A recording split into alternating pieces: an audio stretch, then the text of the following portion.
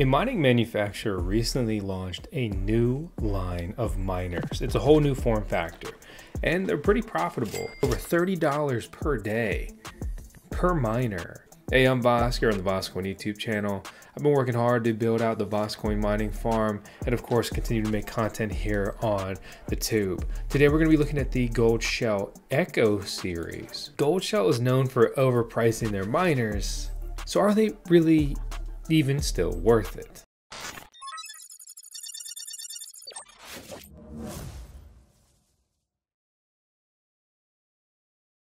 So let's jump right into the meat of this video. These Echo miners are earning somewhere between as low, which I get, it's not that interesting, $1 a day, all the way up to over $30 per day. Some of these designs are just simply more efficient or more profitable, and they're on newer mineable coins. But this Echo series, it honestly is very interesting because when we look at these different devices, right, it's a server rack style design.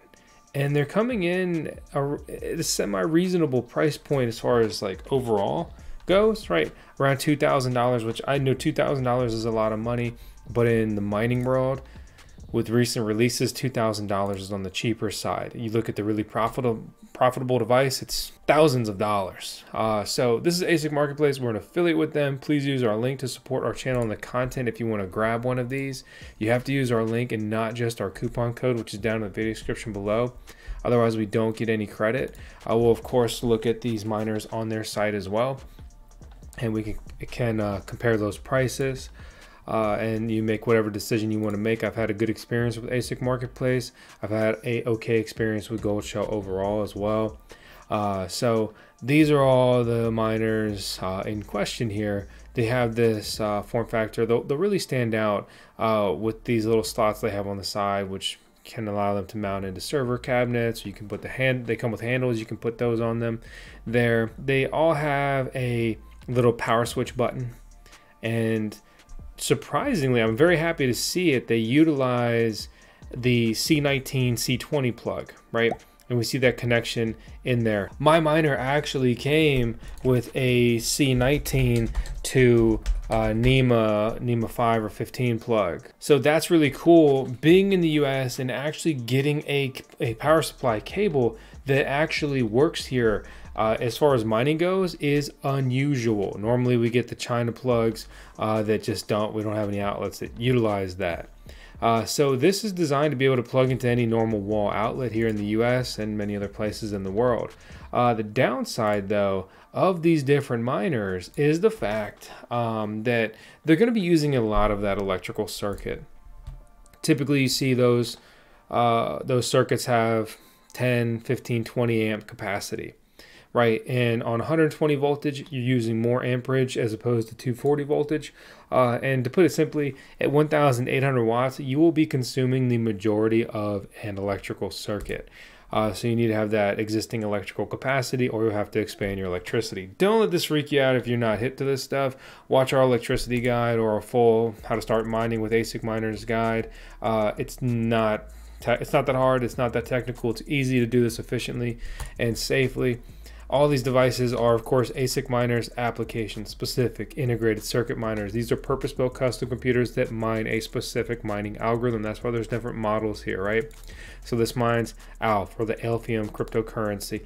This mines Kaspa, the Kas cryptocurrency. And this mines Dogecoin, Litecoin. And it's also doing triple mining now, which is pretty interesting. We talked about it the other day here. Watch that video if you want to learn more about that. But it will also, if you set it up correctly, it's really on the pool side, be mining bells. We rank mineable coins by emission, and bells is putting out a ton of money into the mining ecosystem, $250,000 of additional mining profitability every day. Bells is adding more to Litecoin, Dogecoin miners in mining profitability than Litecoin does currently. Will it stay that way? I don't know. We'll see. It's a small cap coin, but it's been holding up surprisingly. So I'm very curious to see where this goes in the long term. If you're not earning bells or substantially more coin, I understand that these mining pools are stealing from you. right? So the other day I went over how to set this up in that other video on F2 pool. They've also launched fractal Bitcoin mining, which is kind of merge mining here, the same sort of concept. Just something to be advised, be aware of. So let's run through these Echo miners before we start talking about all kinds of other stuff. The Gold Shell E-KA1M Kaspa miner. We have this device. We've deployed this device.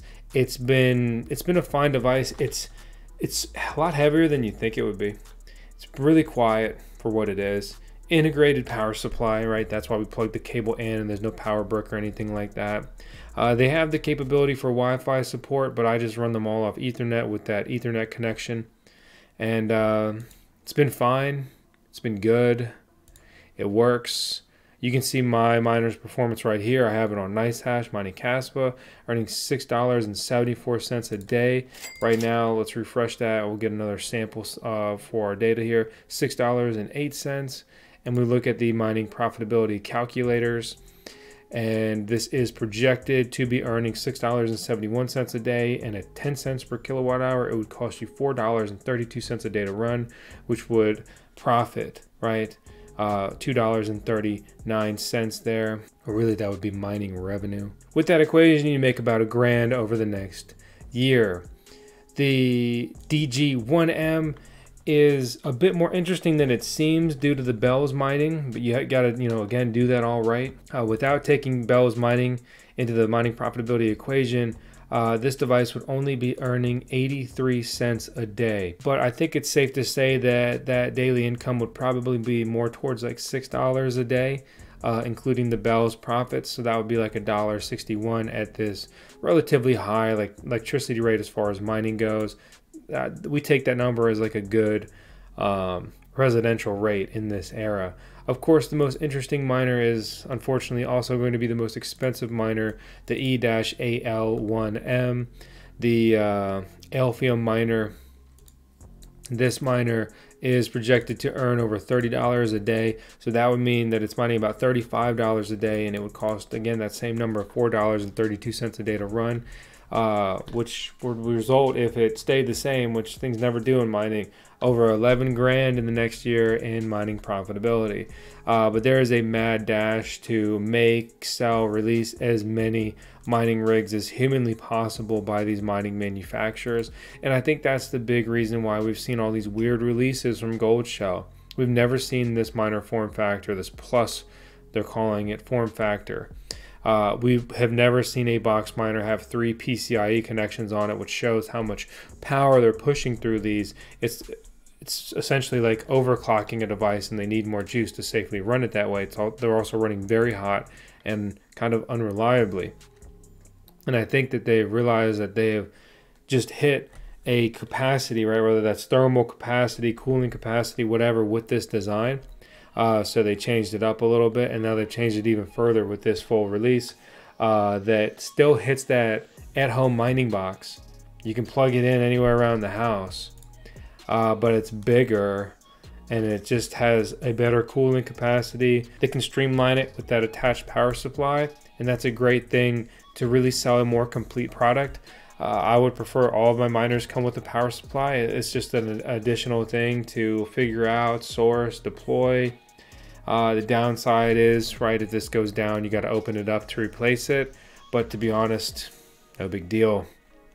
That's never that hard, even on the hardest miners. One thing to keep in mind that I think we're going to see here very shortly is going to be a Radiant miner from them. iServer released the RXD, RX0 miner. They've been releasing more or less all of the same miners this year. So I think we're going to see a Radiant miner from them in that form factor with somewhere around similar efficiency to these, if not maybe a little worse. Radiant is mined on all these pools. It's putting out about $15,000 in newly mined coins per day.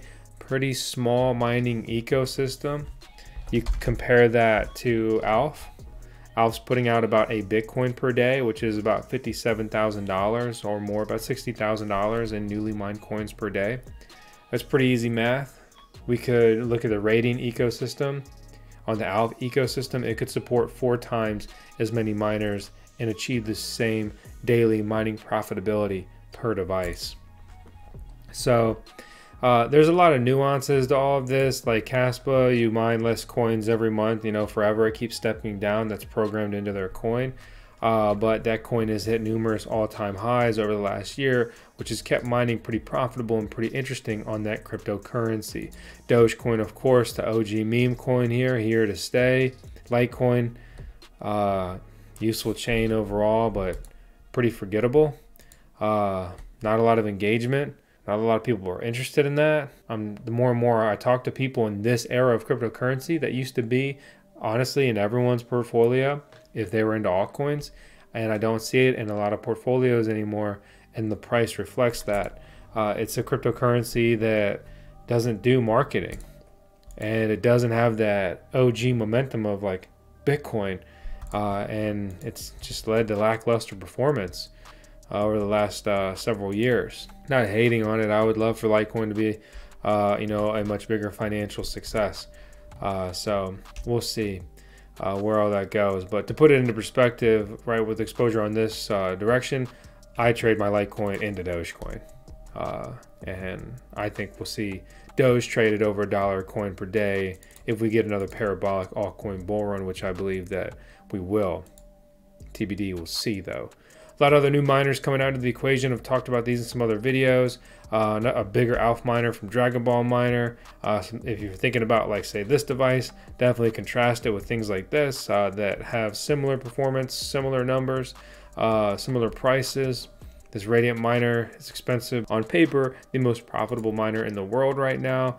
One thing to note is I believe we're going to see a Radiant Bitmain miner in the very near future. But yeah, this is the Echo series, and it's cool, but it also is just very clear Gold Shell is trying to sell their current chip designs in literally any way, shape, or form package that they can. And they're going to push out as many of these as people will buy, and they're going to make mining on these coins unprofitable for many people if they can, due to the fact that they don't seem to have a better design. So if this is the best they have, they're trying to recoup. Well, I shouldn't say recoup, you know, they have their research costs, of course, but they're trying to make as much money as they possibly can while these devices are still viable. Because competitors like Bitmain, a different miner manufacturer, is making devices for these, mining these specific coins that these Echo miners mine, but they're more efficient. So eventually the Echo miners become unprofitable and the Bitmain miners are still profitable. And you know, that is a variable based on your electricity rate and how long those will be viable based on that. So as always, do some research, do whatever you want to do. Make sure to join our Discord server and hang out with all our other crazy miners in there. I'm Vosk here on the VoskCoin YouTube channel. This is Tails, our CMO, our Chief Mining Officer. Let me know your thoughts on the Gold Shell Echo series, and if you're grabbing one or not, and why. Again, I don't want to seem, you know, too negative or anything in this video. I love to see miners that have at-home mining in mind. It really helps with decentralization. But we got to see better efficiency, and we got to see better prices. They've been overpricing their stuff all year, and it's just not good for the end user. But this channel is good for you, so I hope you stick around.